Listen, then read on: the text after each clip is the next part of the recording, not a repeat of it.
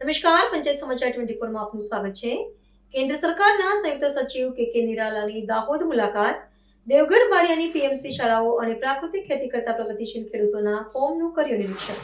ભારત સરકારના સંયુક્ત સચિવ કે નિરાલાએ તાજેતરમાં દાહોદ જિલ્લાની સત્તાવાર મુલાકાત લીધી હતી. આ મુલાકાત દરમિયાન તેમણે દેવગઢ બારિયા તાલુકાના શૈક્ષણિક અને કૃષિ ક્ષેત્રની પ્રત્યક્ષ માહિતી મેળવવા વિવિધ સ્થળોનું નિરીક્ષણ કર્યું હતું.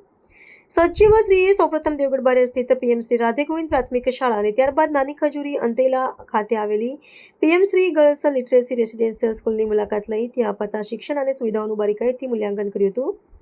શાળાઓની મુલાકાત દરમિયાન કે નિરાલાએ આચાર્યો અને શિક્ષકો સાથે ચર્ચા કરી શૈક્ષણિક પદ્ધતિઓની માહિતી મેળવી હતી.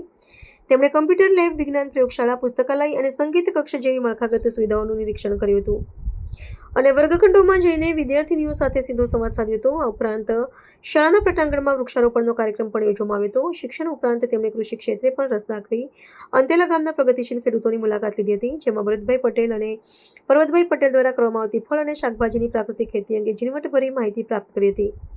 પ્રાકૃતિક ખેતી કરતા ખેડૂતો સાથેના વાર્તાલાપ બાદ સચિવશ્રીએ દેવગઢ બારિયાના ખેડૂતોની કામગીરીની સરાહના કરતા જણાવ્યું હતું કે અહીંના ખેડૂતો પ્રાકૃતિક ખેતીને ખૂબ સારી રીતે અપનાવી રહ્યા છે અને અન્યો માટે પ્રેરણારૂપ બની રહ્યા છે. તેમણે ખેતીવાડી વિભાગ અને આત્મા પ્રોજેક્ટ અંતર્ગત ખેડૂતોને અપાતી સહાય અંગે પણ સમીક્ષા કરી હતી.